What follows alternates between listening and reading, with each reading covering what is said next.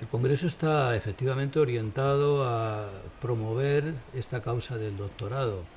Ha sido una iniciativa del señor Cardenal. Cuando hemos planteado a ver si era posible retomar la petición del doctorado para Santo Tomás de Villanueva, él fue el que sugirió lo primero hacer un congreso para poder dar notoriedad y para profundizar también, evidentemente, en su doctrina. Para ello en colaboración con la Universidad Católica, también con la Orden Agustiniana y con la Federación de Agustinos y Agustinas de España, pues se ha puesto en marcha este congreso que intenta profundizar en aspectos doctrinales y pastorales del santo.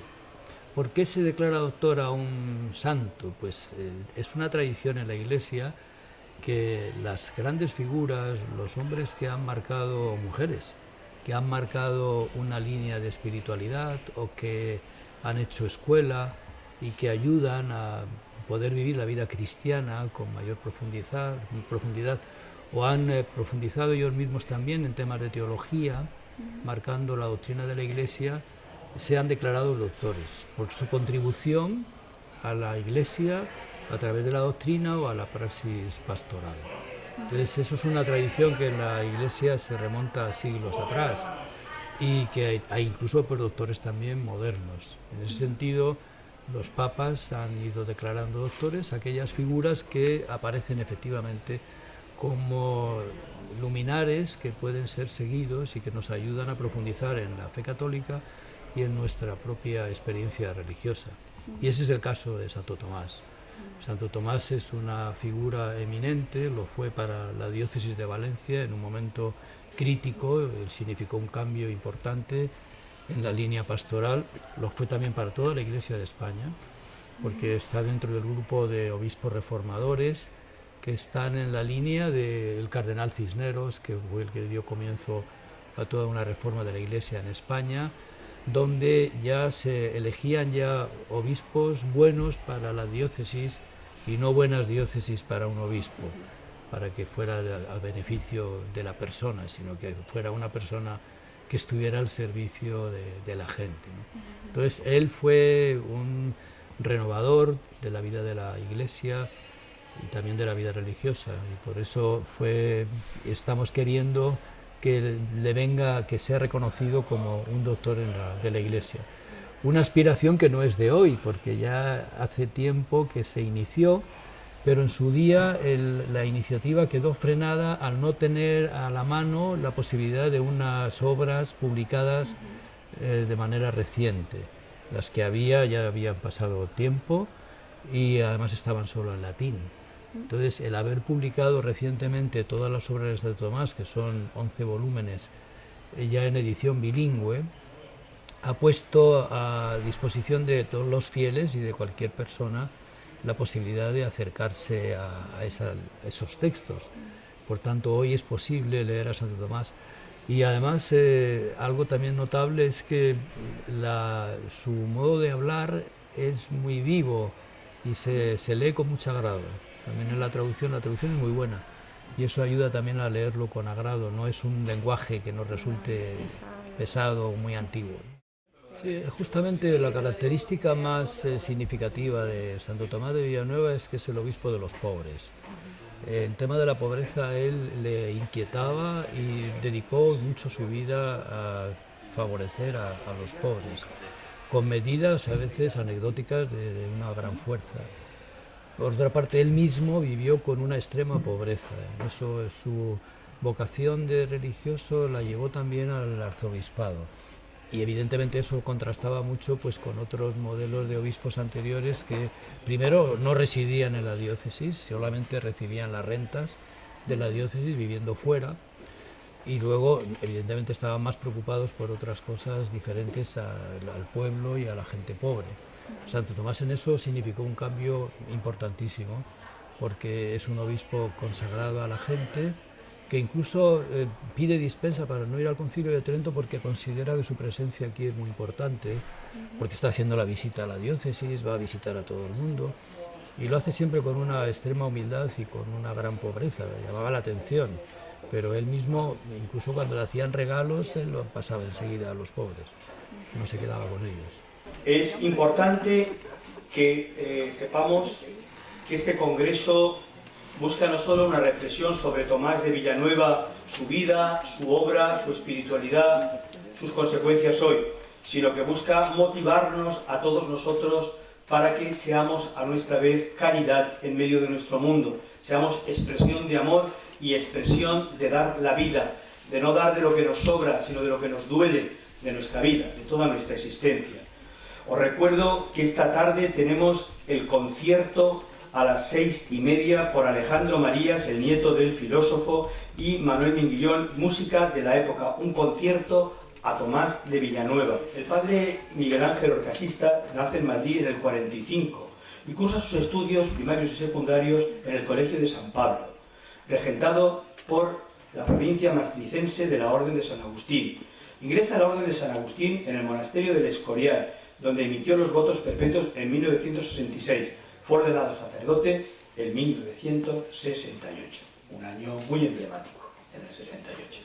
Es licenciado en Teología por la Universidad Pontificia de Salamanca, licenciado en Historia de la Iglesia por la Pontificia Universidad Gregoriana de Roma, diplomado en Bibliotecomanía por la Biblioteca Vaticana, licenciado en Geografía e Historia por la Universidad de Córdoba, doctor en Historia de la Iglesia por la Pontificia Universidad Gregoriana. Casi res porta el diario. O sea que realmente hemos visto que es un hombre de una amplia preparación intelectual. En la provincia agustiniana matritense ha sido secretario y formador en el seminario de San Agustín de Salamanca, secretario provincial, director prior del Colegio Mayor Mendel y consejero provincial.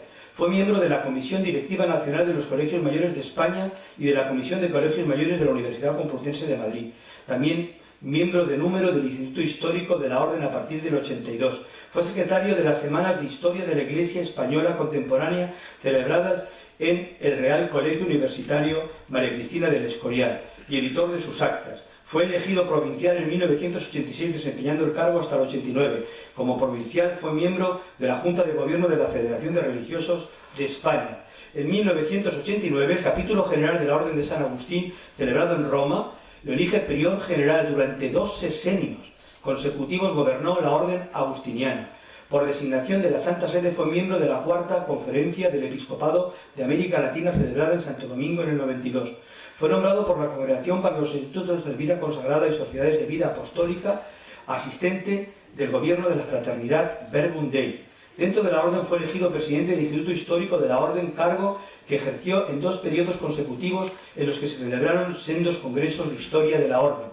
En el 2002 a 2010 formó parte del equipo de formación del Monasterio del Escorial y del Consejo de la Dirección del Real Centro Universitario Escorial María Cristina. En el 2010 fue elegido nuevamente prior provincial de la provincia matritense. Ha sido comisario de España en una exposición sobre San Agustín expuesta en Madrid y otras poblaciones con motivo de la Jornada Mundial de la Juventud 2011. En Salamanca fue profesor de religión, dibujo y manualidades en el Colegio de San Agustín. Dictó clases de historia de la Iglesia en el estudio teológico escurialense y también del Seminario Diocesano de Toledo. De nuevo a partir de 2010 la asignatura de Historia de la Iglesia Contemporánea en el Centro Teológico de San Agustín. Ha publicado más de un centenar de artículos de carácter histórico referidos principalmente a la Orden Agustina y más de 200 textos a modos de cartas, homilías, discursos y presentaciones. Querido Pablo, querido Padre, que Dios le ayude a poder seguir caminando entre nosotros, ayudándonos a entender tantas cosas a través de su propia reflexión. Tiene la palabra el padre Orcasitas para hablarnos de Santo Tomás de Villanueva y la vida religiosa. Muchas gracias, don José Luis, por esta presentación que supongo que habrá asustado ya a todos los ponentes, todos los presentes y los que nos estén siguiendo por el streaming. Bien, voy a hablarles de Santo Tomás de Villanueva y la vida religiosa.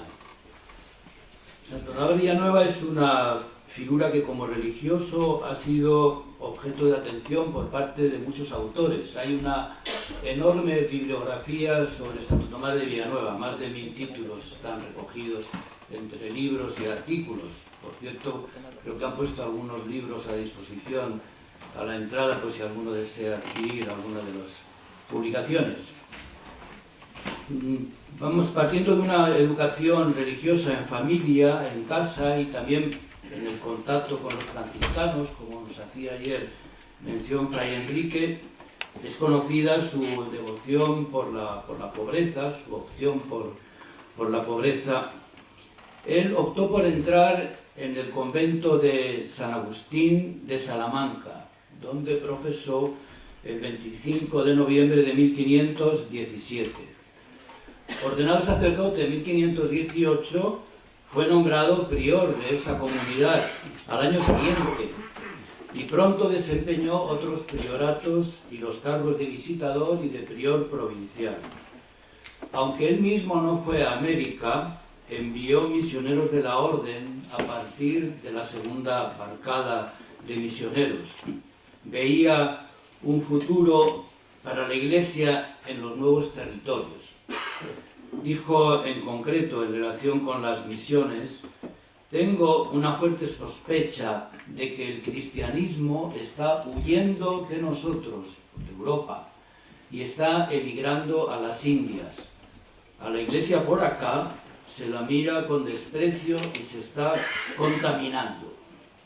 Un elemento importante en la vida de Santo Tomás como agustino es el estudio. Para él era un requisito indispensable para un ministerio más fecundo y para un mayor influjo en la sociedad. Estudio centrado en primer lugar en la Biblia, tal como se hacía en la Universidad de Alcalá y en los conventos agustinos en que vivió. Así lo subraya Antonio Cañizares, el cardenal, en su tesis doctoral. Siendo arzobispo de Valencia, a partir de 1544, continuó viviendo como un fraile, practicando una vida austera de extrema pobreza. Siguió vistiendo el hábito, y este roto y remendado. Se sentía religioso agustino, como recuerda al pueblo en bastantes ocasiones.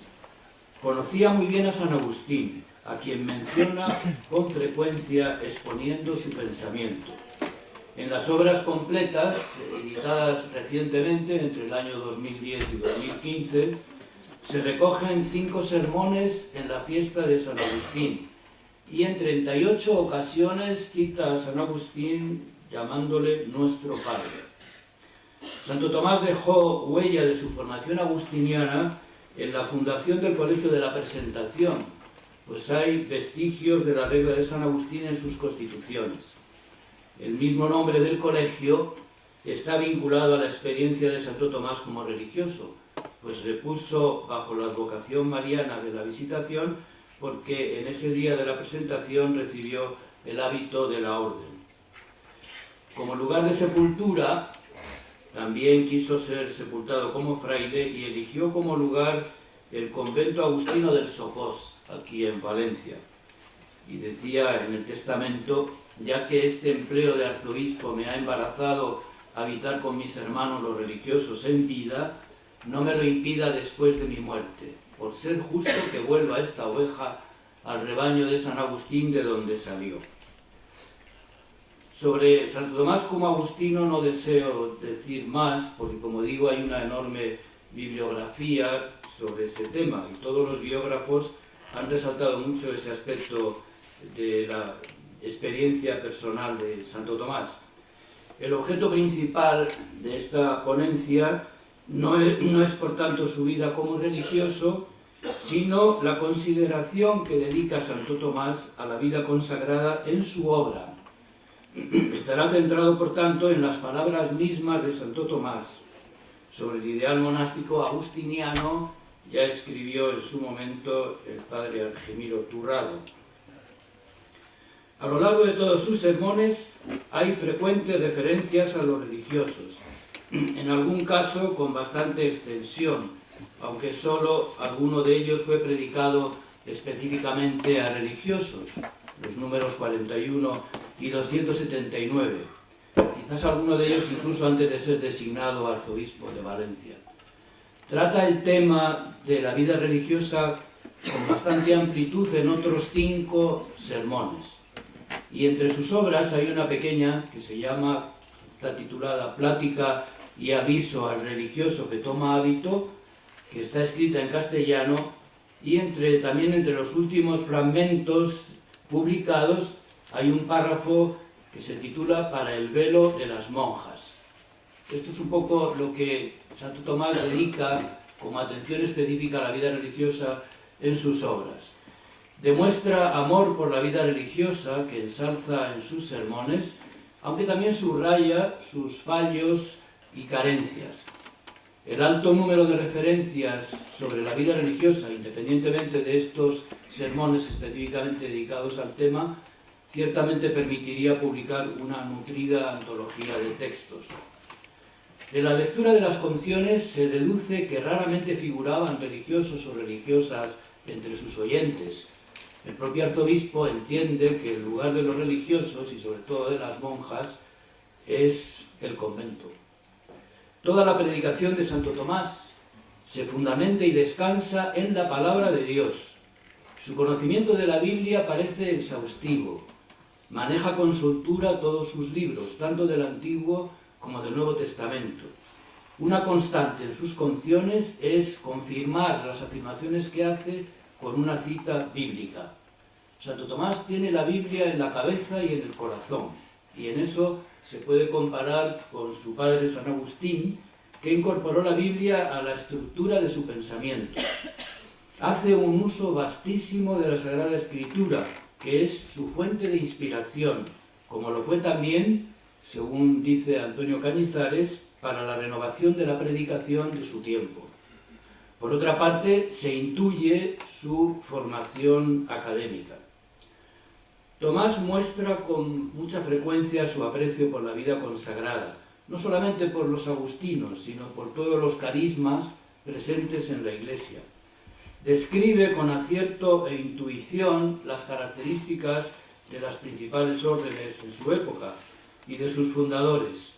Benito eligió los pies de Cristo, Agustín el corazón, Domingo la lengua, Francisco la cabeza llena de espinas. A San Agustín considera fundador no ya de una que otra familia religiosa, sino de casi todas, porque muchas órdenes y congregaciones se inspiran en él y profesan su regla. La denuncia de incumplimientos de las normas y del modo aseglarado de vivir los eclesiásticos, tanto clérigos como religiosos, está muy presente en sus sermones. Como hicieron otros contemporáneos, se mostró crítico con sus modos de vida. Cito en un sermón de Cuaresma: la segunda causa de que haya en el pueblo tantos vicios y tantos males está en que los eclesiásticos, ya sean religiosos, ya clérigos, dicen y no hacen. Si yo, que soy monje, no hago otra cosa que visitar mujerzuelas y pasar el día entero charlando con ellas, etc., un mundano, ¿qué hará? De ahí se explica que la nación vaya cada día peor y que al fin se hunda. Fin de la cita. Su visión de la vida religiosa es acorde al contexto reformista que experimentó y propuso. Propugna la vuelta a las fuentes, el Evangelio y la regla, con rigor y pureza de corazón, amor al silencio, a la oración y a la contemplación, al estudio y a la caridad fraterna, porque el estudio es nada sin la caridad. Ni la fe, ni el conocimiento, ni la enseñanza, dice, ni la profecía, ni la limosna, ni el mismo martirio son gratos a Dios si falta el aceite de la caridad. Críticas a la Iglesia, la vida religiosa y la sociedad de su tiempo.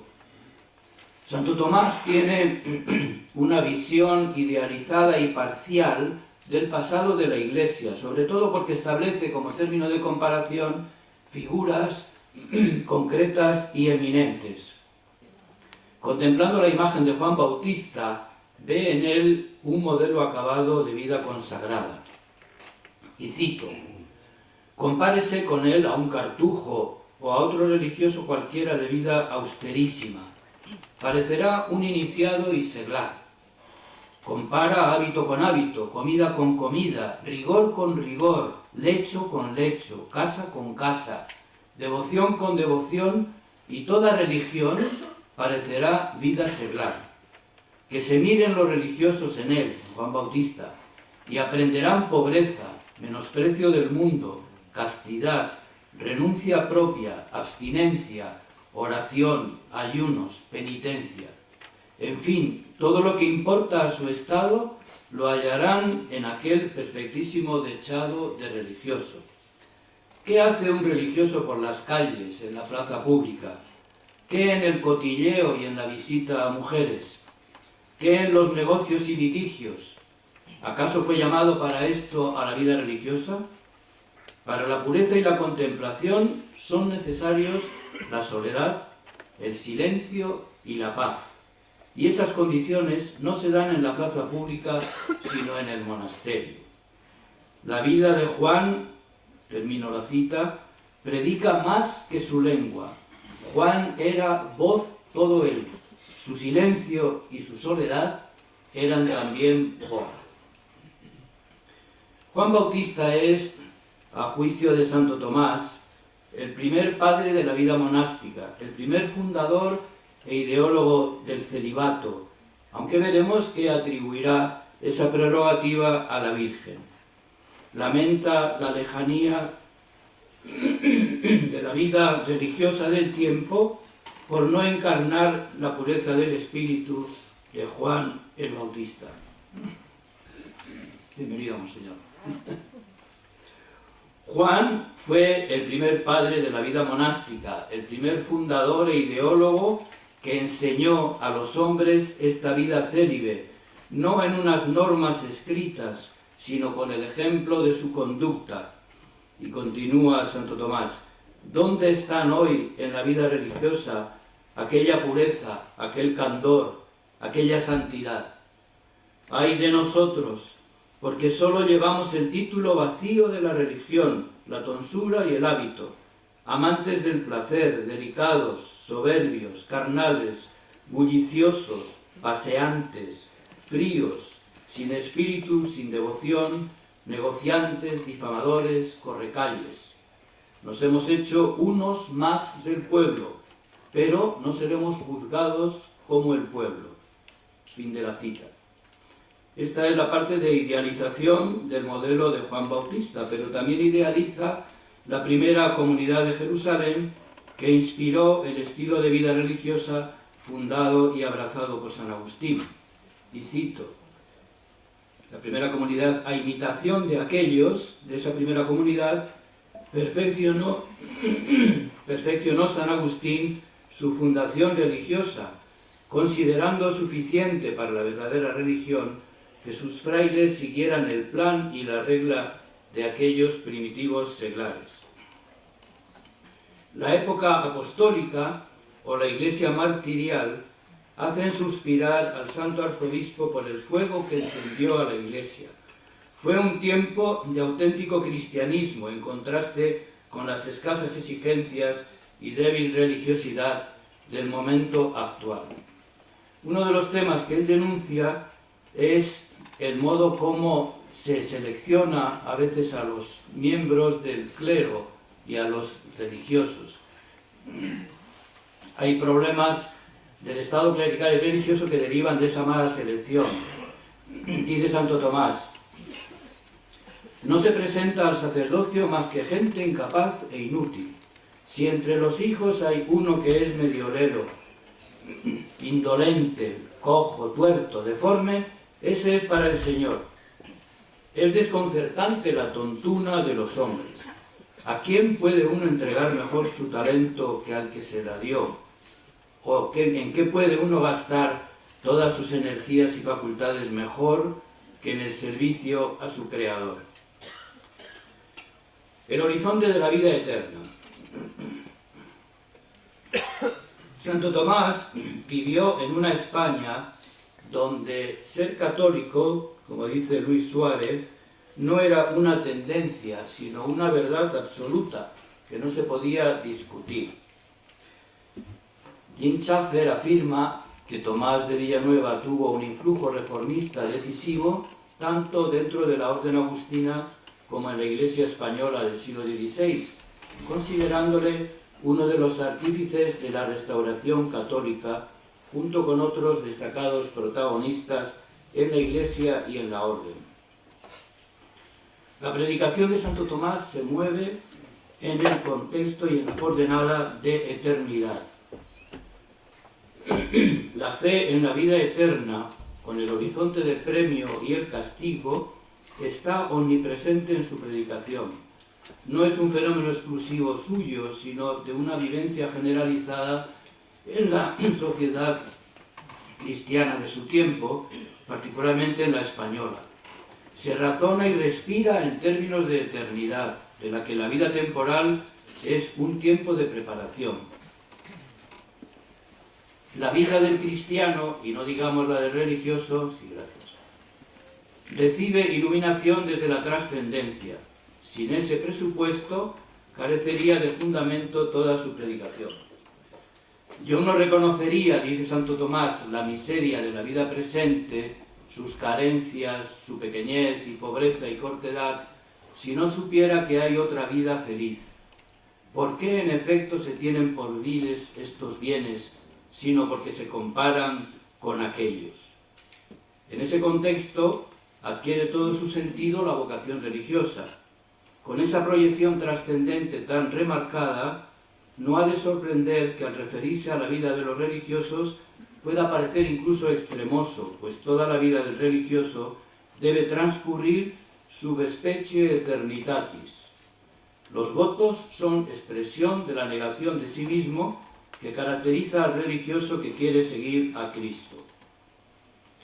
Y cito en un sermón de 50ª: ¿qué impulso puebla hoy los monasterios y consigue que débiles mujeres se encierren como en un sepulcro en los conventos de monjas, después de abandonar a sus padres y parientes, renunciando a maridos e hijos, a convivencias carnales y demás consuelos?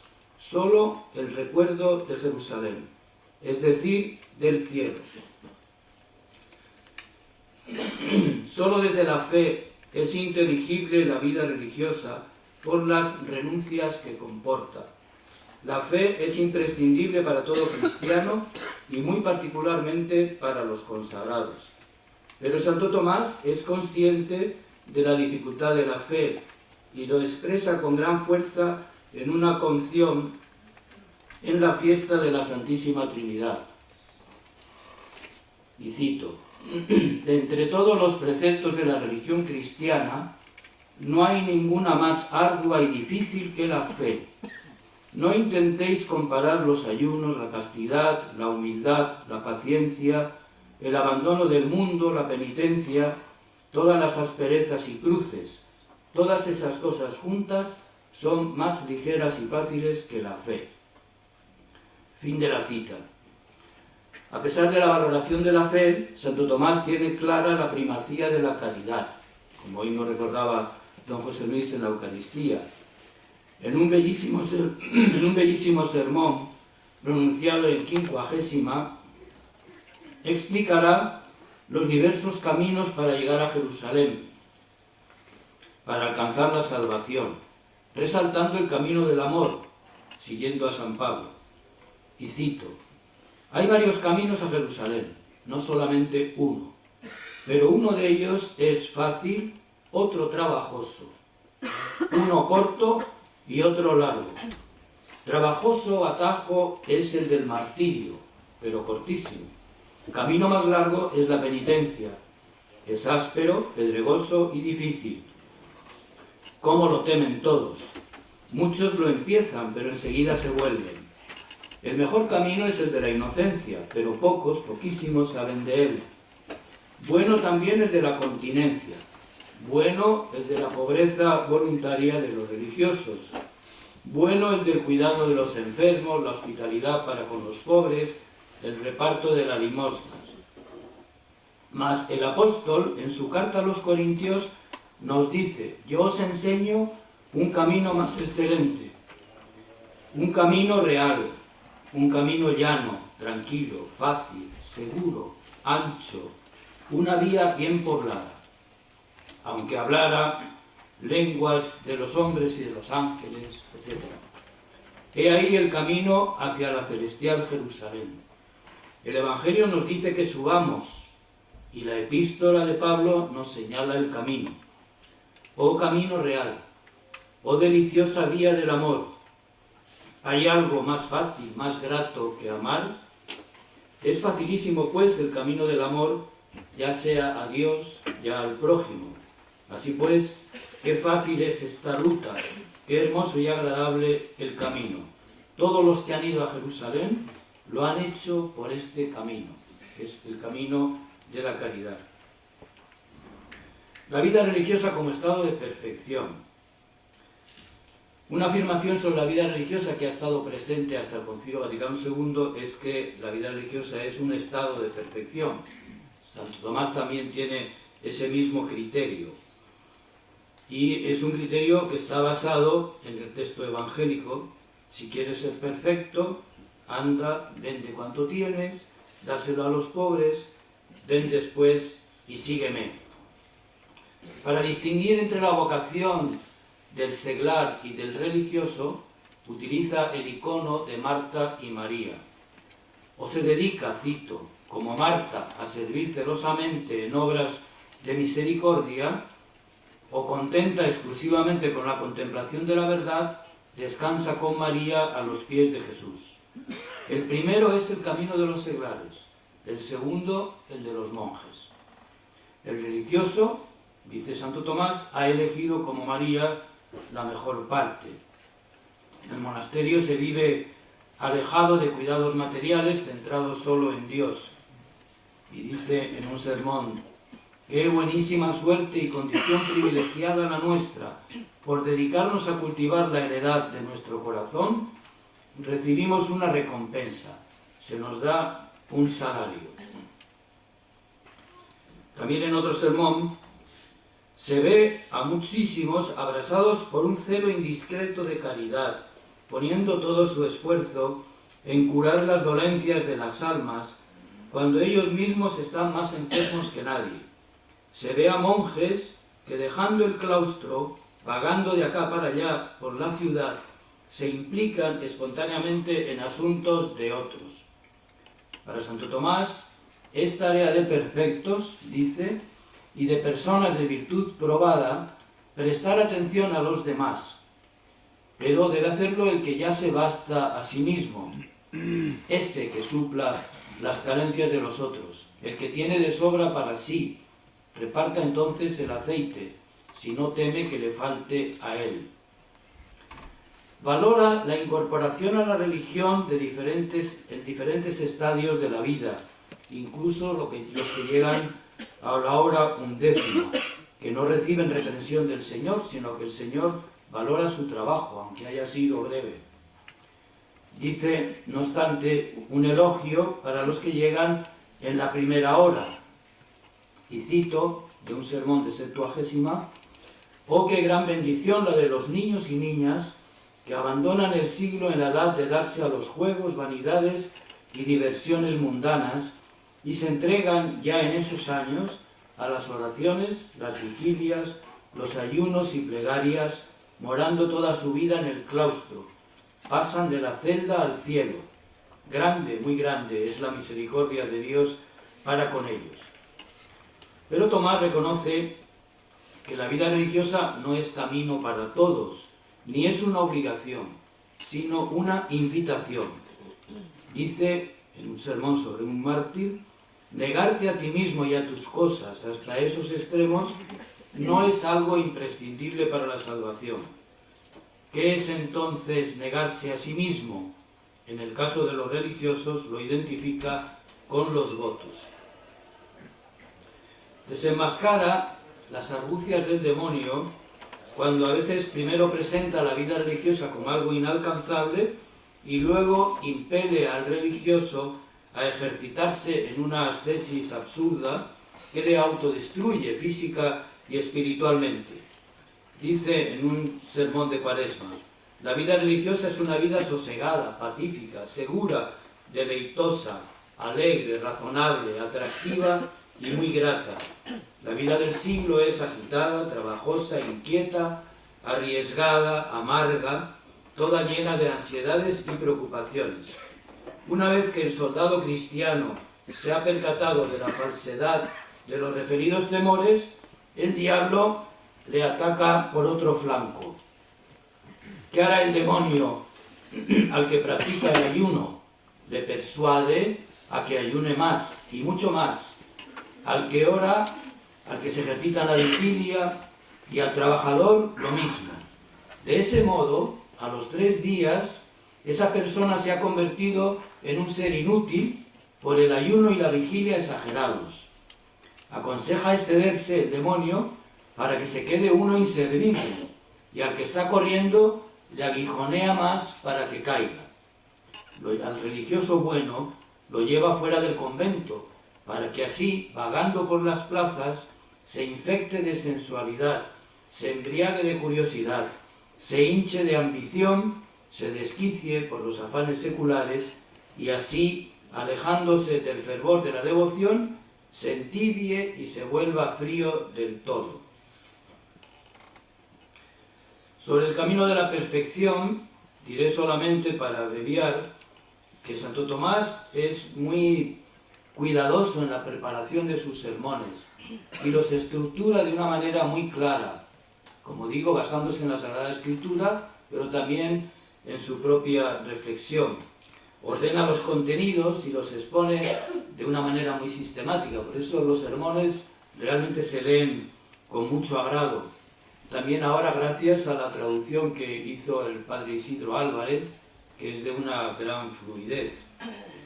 Entonces, para poder marcar el camino de la perfección, toma algunos ejemplos de la naturaleza, en concreto el crecimiento de una planta y el laboreo en la viña.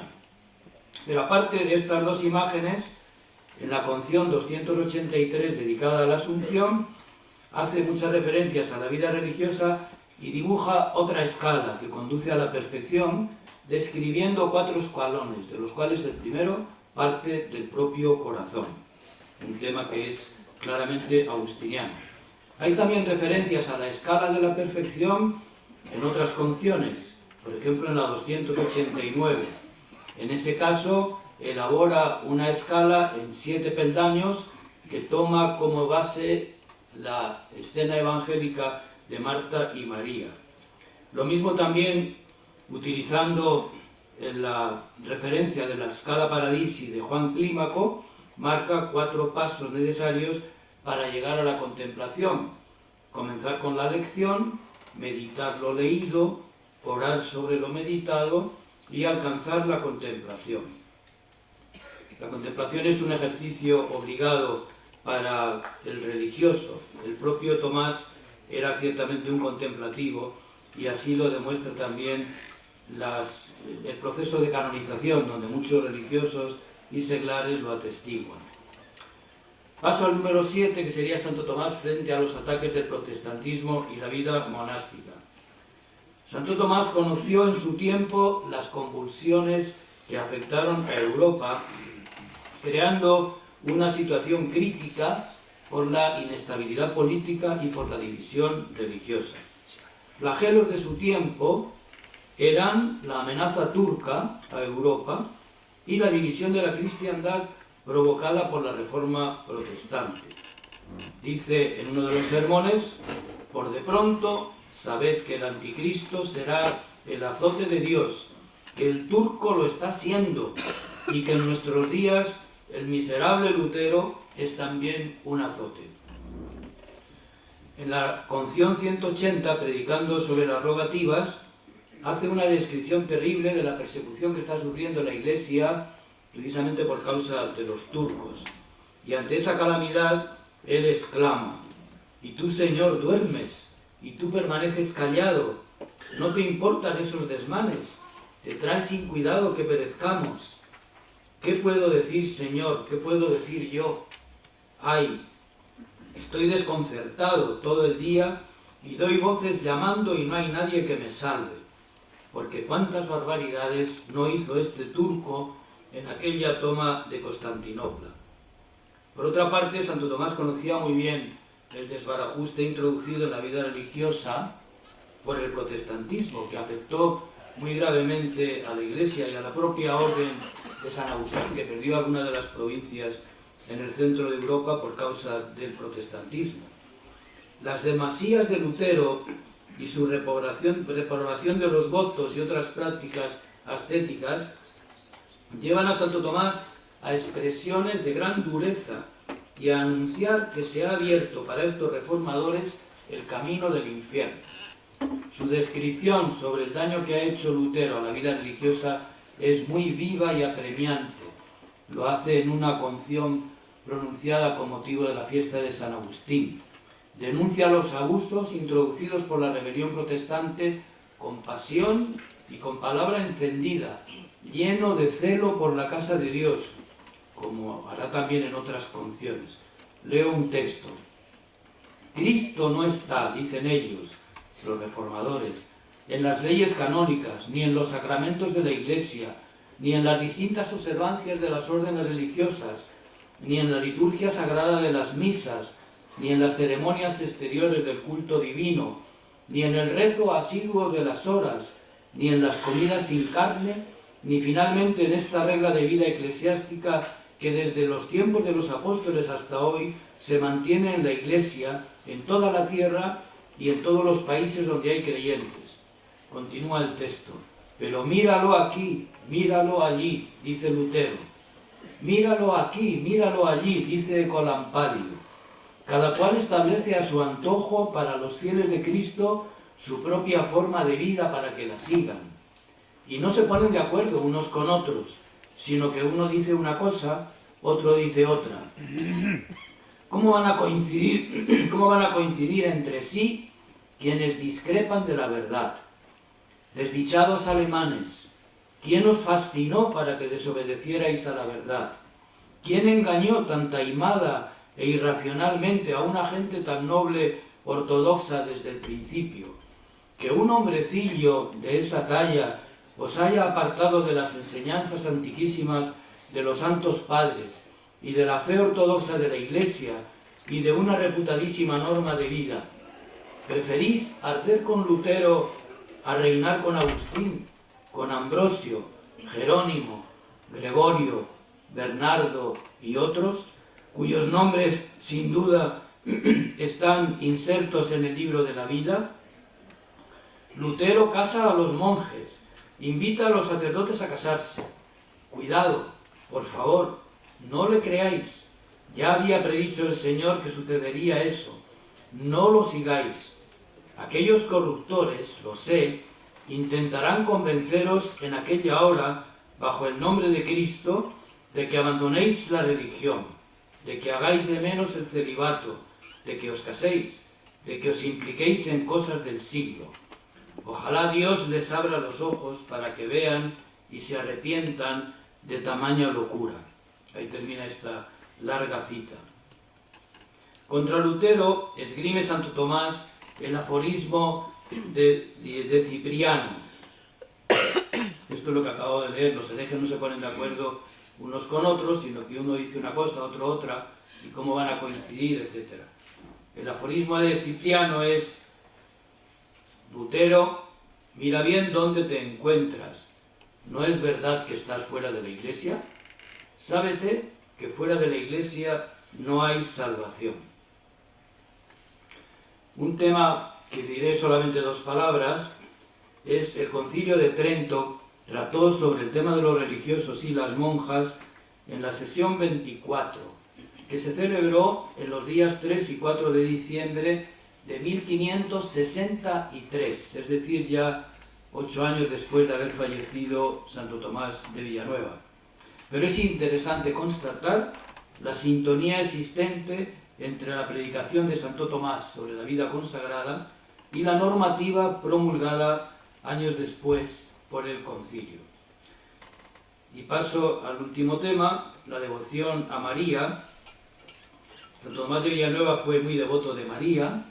La Virgen está muy presente en sus canciones como un faro que ilumina la vida cristiana. Es un modelo de perfección para todos los fieles, pero hace referencia directa a los religiosos proponiéndoles explícitamente la imitación de María. Dice: por eso tú, oh Virgen, tú tienes la primacía entre las vírgenes, Tú eres la primera guía y maestra de las vírgenes. Tú el prototipo de toda virginidad. Tú la inspiradora e iniciadora de la virginidad, la fundadora primera de esta santa religión. Oh vírgenes, qué magnífica maestra tenéis. No fue San Agustín, ni San Benito, no fue Francisco, ni Domingo, ni ningún otro de los santos padres el inspirador de esta vida de santidad, sino que fue la Santa Virgen, Madre de Dios, la primera en dar con este camino, y ella se lo enseñó a los hijos de Adán. Ella fue la primera que enseñó el celibato a los hombres. Ella les enseñó a llevar una vida angélica en carne humana y emular la pureza de los espíritus celestiales. Ella fue la primera en consagrar a Dios su virginidad. Ella estimuló a otros con su ejemplo para que hicieran lo mismo. Y para concluir, para no excederme en el tiempo, hemos acercado la figura del obispo Santo Tomás para conocer su pensamiento y planteamientos pastorales sobre la vida consagrada, identificada en su tiempo con religiosos y monjas. Él mismo fue un religioso ejemplar que se mantuvo fiel a su opción religiosa no solo durante los 28 años en que vivió en la Orden de San Agustín, sino también en los más de 10 años en que fue arzobispo de Valencia. Los autores espirituales de cualquier época han sido siempre muy críticos frente a la realidad contemporánea de la sociedad y de la Iglesia, como fruto de su propia autoexigencia de vida. Santo Tomás no fue una excepción, por lo que valora críticamente su propio entorno, denunciando a obispos, clérigos, religiosos y responsables civiles de cualquier grado o condición que no viven acorde con la moral o la disciplina. La época en que tocó vivir a Santo Tomás estaba llena de peligros para los consagrados. A ellos alienta a no dejarse perder por quienes están destruyendo los principios de la vida consagrada. Fue muy consciente de la división introducida por el protestantismo en la Iglesia y la deletérea labor emprendida contra la vida consagrada, la fe y la disciplina eclesial. En este tema manifiesta particular preocupación, mostrándose muy crítico frente a los herejes, sobre todo Lutero, a quien cita en sus obras cerca de 20 veces, pero siempre de manera muy negativa. Como pastor de la Iglesia, supo valorar los diversos carismas suscitados por el Espíritu, presentándoles particular atención y fomentándolos desde su responsabilidad eclesial. Aunque son pocas las conciones dirigidas específicamente a los religiosos, son muchas las alusiones a su estilo de vida en su predicación, de modo que las citas sobre la vida consagrada constituyen una valiosa antología de orientaciones espirituales dirigidas a los religiosos. La vida comunitaria tiene un papel preponderante, la disciplina monástica está encaminada a vivir en armonía, dedicados al cumplimiento de la regla, centrados en la oración y en el servicio comunitario. Horizonte de la vida religiosa es la unión con Cristo, a la que hay que llegar subiendo la escala de la perfección y alcanzando la contemplación. En el seguimiento de Cristo nos ayudan los ejemplos de los santos, particularmente de los fundadores. Juan el Bautista fue precursor en el estilo de vida consagrada, pero el ejemplo más preeminente es sin duda la Virgen María. La doctrina y praxis pastoral de Santo Tomás de Villanueva, como dice Antonio Cañizares, encierra un valor innegable que trasciende su momento histórico. Religioso agustino, marca pautas por las que debieran moverse los pasos de la renovación en profundidad de las órdenes religiosas. Muchas gracias.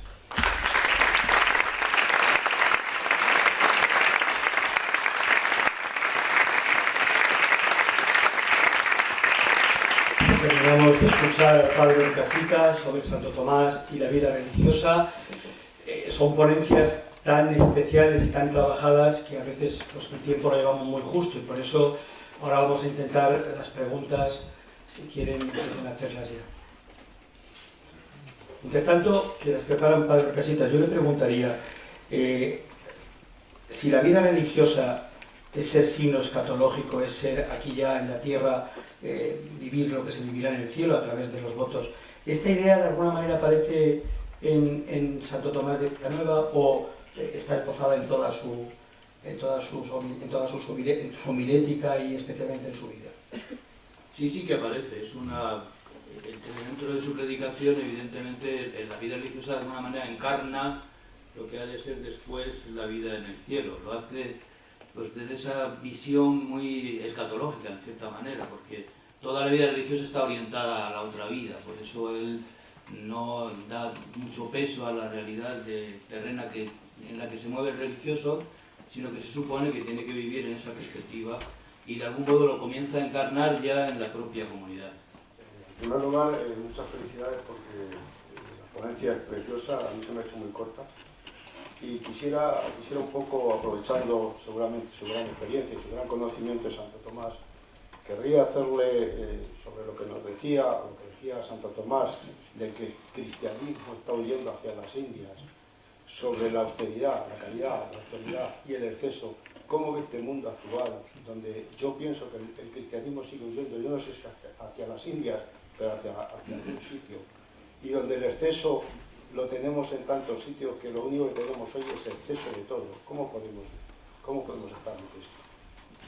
Santo Tomás tuvo una especie de premonición sobre el futuro de la Iglesia, porque justamente haciendo un comentario sobre el texto en el que se os quitará el reino y se os dará a otros, él justamente comenta que quién sabe si en estos nuevos territorios que se están descubriendo en las Indias no llegará un día en que vayan a ser auténticamente centrales para la Iglesia, de manera que así como pasó de Israel a Roma, que pudiera también ocurrir que en un día sea más central la presencia de la Iglesia en América que en Europa. Claro, él lo decía esto en un momento en que, como digo, se estaban dando esos dos graves peligros con la cristiandad europea. El imperio turco, el imperio otomano, que estaba presionando y poniendo sitio a Viena y que incluso pues, con los moriscos estaba siempre en las costas de Europa. Y por otro lado el protestantismo, que estaba deshaciendo la cristiandad. O sea, esa división la vive como un verdadero drama. Ahora, ¿por qué se produce? Pues bueno, ahí ya llega también la lectura espiritual que él mismo hace. Quizás como han hecho todos los santos en todas las épocas. Muchas veces la situación social deteriorada pues es fruto de nuestro mal vivir, nuestra propia vocación. Y en ese sentido, pues Santo Tomás es bastante duro en el juicio que hace sobre la sociedad de su tiempo. Pero como digo, no es tampoco nada que no se dé en otros santos. Otro santo agustino, San Alonso de Orozco, pues en una España que yo creo que era casi como un convento en el siglo XVI, porque era una España reformada, donde estaba habiendo ya una iglesia renovada y una vida religiosa muy renovada también, pero es también muy crítico con relación a los religiosos y a la vida misma cristiana en su conjunto. Entonces, ese problema de secularismo, que pudo ser grave en esa época, lo es hoy mucho más, evidentemente. Pero hoy porque además, desde un punto de vista filosófico y mental, pues a partir de la Ilustración, la perspectiva trascendente desaparece de la sociedad. Estamos viviendo en una sociedad mucho más secularizada que no tiene esa perspectiva, no vive con esa proyección. Entonces es un tema que queda muy limitado de alguna manera a los creyentes, ¿no? San Benedicto XVI hablaba de que a la Iglesia le esperaba un tiempo también de minorías. Pues es verdad que nos toca vivir un tiempo de minorías. Lo importante es que también quienes sean testigos de esas realidades lo seamos con autenticidad. Ese es el punto que también denunciaba tanto Santo Tomás. Pero sí, estamos viviendo épocas, y me imagino que el futuro caminará por esa senda, donde el tema religioso y trascendente tiene menos espacio en la sociedad. Tercera pregunta, doctor Casitas. Buenos días, Miguel Ángel. Hola. Gracias por la ponencia, soy José Manuel González Durán, agustino Recoleto. Respetando a estos grandes hombres que nos impulsan hacia el ideal, ¿no nos sonaría a nosotros, hombres y mujeres del siglo XXI, un poquito sombrío, Santo Tomás un poquito profeta de calamidades? ¿Dónde estaría el contrapeso, si es que lo hay, no sé, la cercanía, la sensibilidad del humanismo, el perdón hacia el pecado, todas estas cosas, para que no nos suenen un poquito a nosotros demasiado duro, como ha dicho, ¿no? No digo exagerar, pero resaltar mucho lo negativo y no darnos a lo mejor un poquito una versión más positiva. Supongo que es que parte de la función del predicador, sobre todo quizás en esas épocas, era el fustigar los vicios y defectos para animar a vivir la vida cristiana y la vida religiosa con mayor autenticidad. Y en ese sentido los sermones pues sí que marcan bastante el acento y ponen mucho de relieve los problemas para que animar a la conversión y para animar a que las personas mejoren su estilo de vida, incluidos los religiosos. Pero luego después está toda una praxis pastoral por parte de Santo Tomás, que es una cercanía con el pueblo y una dedicación a su ministerio, que es algo verdaderamente estimulante. Y su propia vida como religioso, su autenticidad como religioso, autoexigencia, me parece que eso es algo enormemente positivo, donde podemos ver un modelo que ojalá fuéramos capaces de seguir, ¿no? Entonces creo yo que por una parte el que haya una denuncia me parece que es un poco parte del rol del predicador en aquella época sobre todo. Y luego después la realidad concreta de cómo vive y cómo practica la pastoral es la parte, digamos, de cómo él encarna eso que está queriendo que se corrija. Última pregunta, aquí en el centro.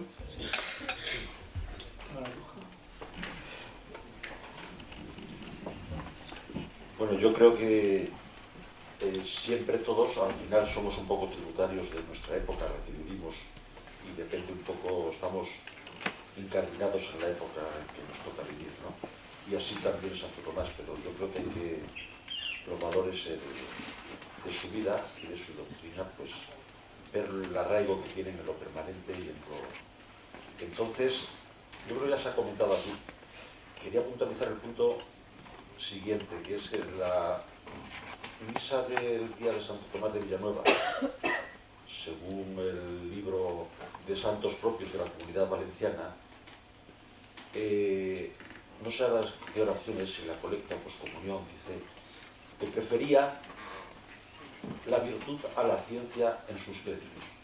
La virtud a la ciencia. Creo que esto ya está un poco comentado, pero creo que es un punto importante a ver qué opinión le merece.